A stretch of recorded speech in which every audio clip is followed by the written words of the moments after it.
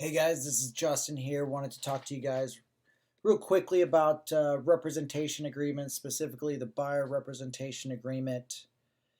I hope you guys already know what this is. It establishes the agency relationship between the client and yourself as the agent.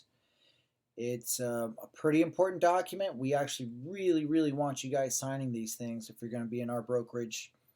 Does a couple things. Honestly, protects everybody involved. Or protects the buyer, as it gives legal fiduciary duties assigned to you as the agent. You have a legal obligation to look out for their best interests, and if you don't live up to that, they have recourse to go after your ass.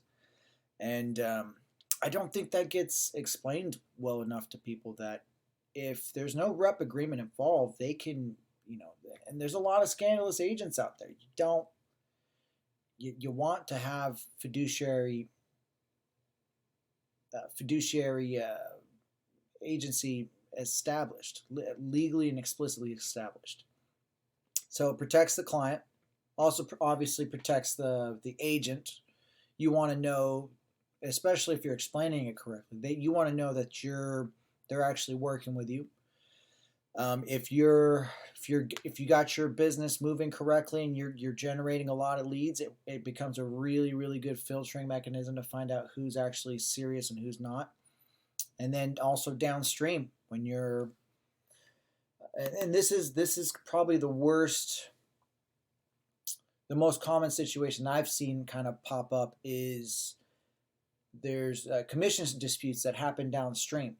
So let's say the one that I see that happens most commonly that I've seen is you start working with a client says they're not working with any agent.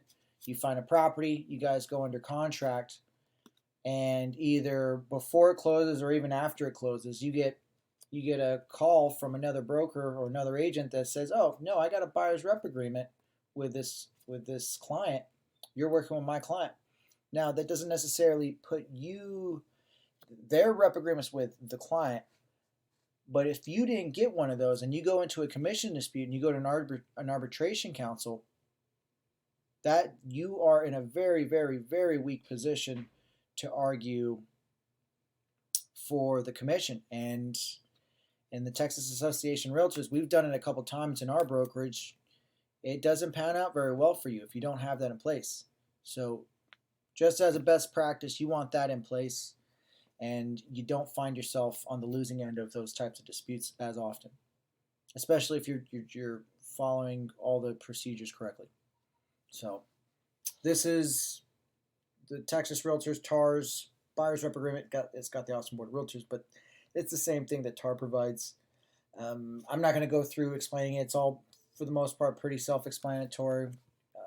We also have a version. It's a one-pager. It's real simple, but it all has this hits all the highlights. We like it. We like keeping it simple.